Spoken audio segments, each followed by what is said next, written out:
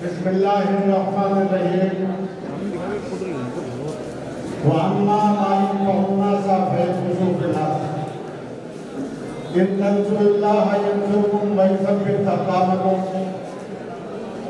وَلَا تَحْزَنُوا وَلَا تَهِنُوا وَلَا تَحْزَنُوا وَأَنتُمُ الْأَعْلَوْنَ إِن كُنتُم مُّؤْمِنِينَ إِن يَمْسَسْكُمْ قَرْحٌ فَقَدْ مَسَّ الْقَوْمَ قَرْحٌ مِثْلُهُ وَالَّذِينَ آمَنُوا وَيَتَّخِذَ مِنكُمْ شُهَدَاءَ وَاللَّهُ لَا يُحِبُّ الظَّالِمِينَ قال رسول اللہ صلی اللہ علیہ وسلم الناس خیرکم من ینفع الناس. اے مسلمان تین باتوں میں ہے بس تیری نجات. اے مسلمان تین باتوں میں ہے بس تیری نجات. علم پڑھ، دولت کما اور دین کا پابند رہے. اس علم و ادب اور تہذیب و تمدن کی سرزمین ٹاپ پر آج مجھے آپ لوگوں سے مخاطب ہونے کا موقع ملا ہے. اس کو میں اپنے لیے سعادت سمجھتا ہوں اور یہ اللہ تعالیٰ کا کرم ہے کہ سماج کے جو تین اہم حصے ہوتے ہیں، سب سے بنیادی جو ہمارا مستقبل ہے، ہمارے بچے ہیں، ان بچوں کی تعلیم و تربیت کی ذمہ دار ہمارے سماج کی جو گود ہے، یعنی ہماری مائیں بہن مائیں اور بہنیں ہیں، اور تیسرے ہمارے سماج کے جو ذمہ دار جو دانشور اور فکر مند جو افراد ہیں، وہ تینوں طبقہ آج اس مقدس اور بہت ہی خوبصورت محفل میں موجود ہیں. میں اپنی بات کو صرف 3 پوائنٹ میں کہوں گا. سب سے پہلے میں مخاطب کروں گا ہمارے بزرگوں سے، ہمارے اہل علم افراد سے جو ہمارا یہاں دانشور طبقہ بیٹھا ہوا ہے. اس سے وقت بہت کم ہے، لیکن میں اپنی بات کو جو میں نے ابھی قرآن پاک کی جو آیت آپ کے سامنے تلاوت کی ہے، وہ اما ماین و الناسا فیمکثوا فی الارض. اللہ تعالیٰ انہی لوگوں کو، اسی قوم کو اس زمین پر غلبہ، حکومت، اقتدار، طاقت دیتا ہے جو لوگوں کے لیے نفع بخش ہوتی ہے، جو لوگوں کے لیے نفع بخش ہوتی ہے. اللہ کے رسول صلی اللہ علیہ وسلم کی خیرکم من ینفع الناس، تم میں سے سب سے بہترین وہ ہے جو لوگوں کے لیے نفع بخش ہے. محترم حضرات، اس وقت جو ملک کے حالات ہیں، ہم جن حالات سے دوچار ہیں، ہم جو محسوس کر رہے ہیں، اسے مجھے اس کا اظہار کرنے کی ضرورت نہیں ہے، اس کو بتانے کی ضرورت ہے. میں یہ مانتا ہوں کہ ہم شدت سے اس چیز کو سمجھتے ہیں. اس ماحول میں اگر ہم اپنے تمام مسائل کا کوئی حل اگر کہیں ڈھونڈتے ہیں، اگر ہم یہ ڈھونڈتے ہیں کہ ہمارے تمام مسئلے کہاں، کس حکمت عملی سے، کس اسٹریٹجی سے حل ہوں گے، تو اللہ کے کلام کی آیت وَأَمَّا مَا يَنفَعُ النَّاسَ فَيَمْكُثُوا فِي الْأَرْضِ اس میں ہم کو ملتی ہے. اگر تم لوگوں کے لیے نفع بخش ثابت ہوئے تو اللہ تعالیٰ تمہارے تمام مسائل کو حل کر دے گا اور تمہیں وہ اقتدار و غلبہ دے گا. آج جو ہماری صورتحال اس ملک میں ہو گئی ہے، جو مسئلے ہمارے سامنے پیدا ہو گئے ہیں، ہم اس ملک کے باشندوں کے لیے، اس ملک کے سسٹم کے لیے، اپنے سماج کے لیے، عام آدمی کے لیے کتنا نفع بخش ہو سکتے ہیں، کتنا لابھدائک ہو سکتے ہیں، کتنی ہماری یوٹیلیٹی ہو سکتی ہے، کتنا ہم اپیوگی ہو سکتے ہیں، اسی چیز پر ہمارا مستقبل نربھر کرتا ہے اور اسی چیز پر ہمارے مسائل کا حل جو ہے وہ ڈیپینڈ کرتا ہے. اس چیز کو ہم کو اپنے گرے میں باندھ لینی چاہیے. اور ایک نقطے کے بعد جو میں یہاں کہنا چاہ رہا ہوں ہمارے بزرگوں سے، علم افراد سے، کہ ہم اس ملت کو، اس قوم کو، اس ملک کے لیے، ملک کے باشندوں کے لیے، یہاں کے انسانوں کے لیے کیسے نفع بخش بنائیں، اس پہ ہم کو یہ کیسے ہوگا. یہ تاریخ میں جس طریقے سے ہوا ہے وہ 2 طریقوں سے ہوا ہے. ایک تو علم کے ذریعے سے اور دوسرے اخلاق کے ذریعے سے. علم و اخلاق 2 ایسی بڑی طاقتیں ہیں جو جس قوم کے پاس ہوتی ہے وہ قوم کبھی مغلوب نہیں ہو سکتی، وہ قوم کبھی پسماندہ نہیں دے سکتی. تاریخ پر کے دیکھ لیجئے، جب چاہے وہ مسلمان رہے ہوں، چاہے دوسری اقوام نہیں ہوں، وہ اپنے علم میں اور اخلاق میں دوسری قوموں سے بہتر ہے تو اللہ تعالیٰ نے ان کو اس سرزمین پر غلبہ دیا، ان کو اقتدار دی، ان کو عزت دیا، ان کو عظمت دی، ان کو شہرت دی. تو اب ہمارا مسئلے کا حل کیا ہے؟ ہمارے مسئلے کا حل 2 ہی ہے. میری خواتین حضرات جو ہیں، میں آپ سے مخاطب ہونا چاہوں گا، ہمارے مسئلے کا حل 2 ہی ہے. ایک تو یہ کہ ہم یہ سوچیں کہ اس ملک میں، ان حالات میں ہم اس ملک کے لیے کیا کنٹریبیوٹ کر سکتے ہیں، لوگوں کے لیے نفع بخش کیسے کر سکتے ہیں، لوگوں کے اپنے گھر کے لیے، اپنے پڑوسی کے لیے، اپنے بچوں کے لیے، اپنے اہل وطن کے لیے اور اس پورے ملک کے لوگوں کے لیے. اور جب جو کوئی کسی کے لیے نفع بخش ہوتا ہے تو وہ لوگ اس کو سر آنکھوں پر بٹھاتے ہیں. جب کوئی کسی کے لیے فائدہ مند ہوتا ہے تو دودھ دیتی جو گائے ہوتی ہے نا، وہ گائے کو جو ہے ہمیشہ اس کو جو ہے بڑے پیار سے دیکھا جاتا ہے اس کو. تو صرف اور صرف اگر ہم اس ملک میں نفع بخشی ہم نے اپنی ثابت کر دی تو یہ میرا دعویٰ نہیں ہے بلکہ اللہ اس کے رسول اسلم کا یہ وعدہ ہے کہ ہمارے تمام مسائل حل ہو جائیں گے. اور اس کا دوسرا پوائنٹ یہ ہے، اس کا ذریعہ صرف اور صرف یہ ہے کہ ہم دوسری اقوام کے مطابق اپنے آپ کو نالج میں، ایجوکیشن میں، علم میں، کیریکٹر میں اور اخلاق و کردار میں بہتر بنائیں. جب تک یہ دو چیزیں ہم نہیں کریں گے، ہم کچھ بھی کر لیں، ہم کچھ بھی ہاتھ پر مار لیں، یہاں مار لیں، وہاں مار لیں، ہم کبھی ترقی نہیں کر سکتے. یہ ہماری جو ہے ایک بھٹکاؤ ہے، اور اس بھٹکے ہوئے راستے پر ہم 80 سال سے چل رہے ہیں. اور میں اپنی بڑی دربندی کے ساتھ میرے بزرگ اور بڑے اہل مزدار یہاں بیٹھے ہیں، آپ جہاں بھی جائیں اس قوم کو اس وقت یہی درس دینے کی ضرورت ہے کہ لوگوں کے لیے نفع بخش بن جائے. اللہ نے تمہاری جو ہے مقدر لکھ دیا ہے نفع بخشی میں، اور وہ علم سے ہوگا، اخلاق سے ہوگا، وہ سیاست سے نہیں ہوگا، وہ کسی اور طریقے سے نہیں ہوگا. وہ سب چیزیں جو ہے دوسری چیزیں ہیں، سیکنڈری چیزیں. یہ میں بنیادی بات کی جو میں پورے دل کے ساتھ قرآن کے حوالے سے آپ ہمارے بزرگوں کو بتانا چاہتا تھا. وقت بہت کم ہے اس لیے میں اپنی اس بات کو یہ سمیٹتا ہوں. دوسرا جو دو پوائنٹ ہیں، اب دیکھیے میری ماں اور بہنوں، اس چیز کی شروعات کہاں سے ہوگی؟ اس چیز کی شروعات ہوگی آپ کی گود سے. خواتین ماں اور بہنوں سے مخاطب ہوں، بچیوں سے مخاطب ہوں، اس چیز کی شروعات کہاں سے ہوگی؟ ماں کی گود سے ہوگی. ایک قوم جو اس دنیا کی تاریخ میں اپنے ملک سے نکال دی گئی تھی، اس کو دنیا میں کہیں بھی بسنے کے لیے جگہ نہیں تھی.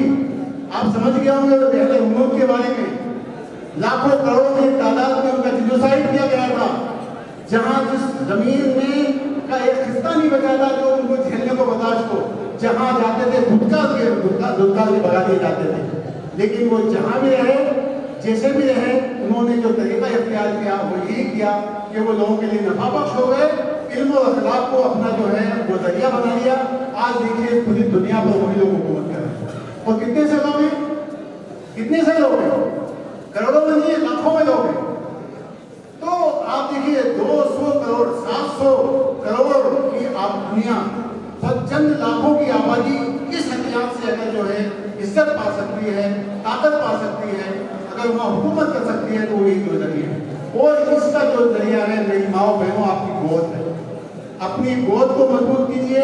اس قوم کی ماں نے یہ حلف اٹھایا کہ جب ماں پہلی بار حاملہ ہوگی، جب وہ پریگننٹ ہوگی تو اسی دن سے یہ پلان کرے گی کہ اس بچے کی تربیت مجھے آج سے شروع کرنی ہے. وہ بچہ 9 مہینے کے بعد جب اس دنیا میں آئے گا تب سے لے کر کے جب تک وہ اس قوم کے اور دنیا کے لیے نفع بخش نہیں ہو جائے گا، اس کے لیے پورا پلان ان کے پاس تیار ہوگا. آج اگر ہمارے پاس کوئی مسئلے کا حل ہے، ماں اور بہنوں آپ کے اوپر بہت بڑی ذمہ داری ہے. ملک کے حالات بڑے خراب ہیں، قوم خوف زدہ ہے، ہر جگہ مایوسی ہے. لیکن مایوس ہونے کی ضرورت نہیں ہے. وَلَا تَهِنُوا وَلَا تَحْزَنُوا وَأَنْتُمُ الْأَعْلَوْنَ إِن كُنتُم مُؤْمِنِينَ. اے میری ماں اور بہنوں، اگر تمہاری گود میں ایمان زندہ ہے تو یقیناً تم ہی کامیاب ہو گئے ہو گے. تمہیں غم زدہ ہونے کی، خوف زدہ ہونے کی ضرورت نہیں ہے. یہ اللہ کا تم سے وعدہ ہے. اس لیے سب سے بڑی ذمہ داری ہے آپ لوگوں کی. آپ اس پروگرام میں آئے ہو کہ ننھی منھی بچے آپ کے ساتھ بیٹھے ہیں. آپ خود اپنے بچوں کی تربیت کیجیے. اپنے پڑوس میں 1-2 بچوں کو گود لیجیے. آپ دیکھیے کہ میرے غریب کا بچہ ہے، میرے پڑوس کا بچہ ہے، اس کو جاتا نہیں جاتا ہے. یہ آپ کی نمازوں سے زیادہ جو ہے ثواب دے گا. یہ آپ کے جو جتنے بھی آپ کی عبادات ہیں، یہ عبادتوں میں سب سے بڑی عبادت ہے. اسلام میں عبادت کا تصور کیا ہے؟ اللہ تعالیٰ کی اطاعت. اللہ تعالیٰ کی اطاعت کیا ہے؟ اللہ تعالیٰ کہتا ہے کہ اللہ تعالیٰ نے کہا ہے کہ الناس خیرکم من ينفع الناس. اس کا رسول کہہ رہا ہے کہ الناس خیرکم من ينفع الناس. تم میں سب سے بہترین وہ ہے جو لوگوں کے لیے نفع بخش ہو. تو لوگوں کو نفع بخشی کا جو ہے درس دیجیے، ان کو اس قابل بنائیے. یہ سب سے بڑی عبادت ہے.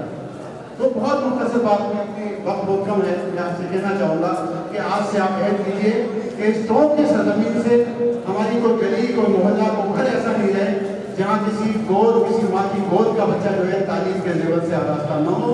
اس کی اخلاقی طور پر بہترین تعلیم و تربیت نہ ہو، اور اپنے پڑوس کو، اپنے آس پاس کے لوگوں کو، چاہے کسی مذہب کا ہو، کسی رنگ کا ہو، کسی نسل کا ہو، اپنے اخلاق سے، اپنے کردار سے اس کے دل کو جیتیے، اس کے دلوں کو جیتیے، اس کے دلوں میں جو ہے پیار اور محبت کی دستک دیجیے۔ اگر آپ نے اس کے دل کو جیت لیا، اس کے پیار اور محبت سے اس کے دلوں کو دستک دی، تو نفرت کا یہ ماحول ختم ہو جائے گا۔ میرا آپ سے وعدہ، یہ نفرت کا ماحول اگر ختم ہو سکتا ہے تو محبت سے ہو سکتا ہے، آپ کی قابلیت سے ہو سکتا ہے، آپ کی لیاقت سے ہو سکتا ہے۔ اللہ کے رسول صلی اللہ علیہ وسلم کی تعلیمات اور قرآن کی جو تعلیمات ہیں ان کو سمجھ کر کے، اور اس میں جو اصول ہمارے لیے بیان کیے گئے ہیں اس کو پڑھ کے سمجھ کے اور اس پہ چلنے سے ہو سکتا ہے۔ یہ بہت مصدقہ علم ہے۔ اسی جو میں ہمارے جو پیارے بچے ہیں، پیارے بچوں سے میں کہنا چاہوں گا جو آج یہاں سمانت ہوں گے، جن کا اعزاز کیا جائے گا، جن کی حوصلہ افزائی کی جائے گی، پیارے بچوں، آپ کو بالکل خوف زدہ ہونے کی، آپ کو مایوس ہونے کی، اور آپ کو کسی بھی طرح سے جو کسی دوسرے سے کمزور سمجھنے کی ضرورت نہیں ہے۔ اللہ تعالیٰ نے آپ کو بھی وہی ذہن دیا ہے، آپ کے پاس بھی وہی آپ کے پاس بھی ٹیلنٹ ہے، آپ کے پاس وہی ذہانت ہے جو بل گیٹس کے پاس ہے یا دنیا کے کسی بڑے سے بڑے آدمی کے پاس ہے، وہ آپ کے پاس بھی ہے۔ حوصلہ رکھیے، اپنے اونچے سپنے دیکھیے، رات دن محنت کیجیے، ڈیڈیکیشن کے ساتھ، پیشن کے ساتھ، جنون کے ساتھ لگ جائیے اپنے مقصد کو حاصل کرنے کے لیے۔ ایک دن آپ بھی اس ملک کے اپنے اے پی جے عبد الکلام بنیں گے۔ اے پی جے عبد الکلام ایک چھوٹے سے گاؤں کا مچھوارا تھا، اس نے اپنا ایک مشن بنایا، خواب دیکھا، وہ خواب جب اس نے دیکھا تو وہ خواب شرمندہ تعمل ہوا اور وہ ہندوستان کی شان بنا، وہ ہر محفل میں آج ان کا نام لیا جاتا ہے، وہ ہمارے رول ماڈل ہیں۔ تو پیارے بچوں، یہ کام آپ ہی کر سکتے ہو۔ اس پوری قوم کو، آپ اس قوم کا مستقبل ہو، اس قوم کا مستقبل ہو، آپ کو، آپ اس قوم کے مستقبل کو ہم آپ کی زندگی میں دیکھ رہے ہیں، آپ کے حوصلوں میں دیکھ رہے ہیں، آپ کی محنتوں میں دیکھ رہے ہیں۔ رات کی محنت کیجیے، وہ اتنا کیجیے کہ اگر کوئی دوسرا بچہ 100 نمبر لاتا ہے تو آپ 110 نمبر لا کر کے اپنے آپ کو جو ہے ثابت کرنے کی، اپنے آپ کو ڈیزرو کرنے کی جو ہے آپ کی پوزیشن میں آپ آئیں۔ کوئی ڈسکریمنیشن نہیں ہوتا ہے، میں آپ کو کہتا ہوں، کوئی ڈسکریمنیشن نہیں ہوتا ہے، کوئی پکش بات نہیں ہوتا ہے، کوئی آپ کو نہیں روک سکتا۔